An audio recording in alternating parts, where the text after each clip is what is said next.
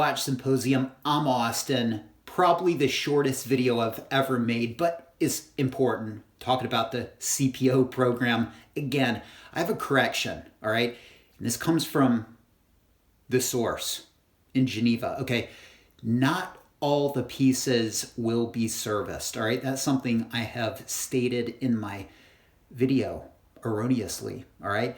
And that was actually the word in some other places in the world, all right? So there's been some confusion here. But to state the facts here, the AD will get the watch and it will be authenticated through a Rolex certified watchmaker.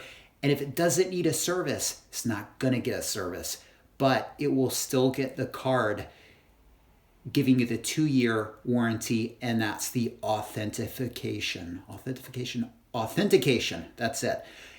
So if it's like a 3-year-old watch, it's probably not going to get serviced. But if it's a 20-year-old watch, say a 16710, so always my example, it probably will be serviced. It'll be serviced if it needs a service. Otherwise, it will not. All right. Hope that clarifies things. Sorry for the confusion. Thanks for watching. Take care.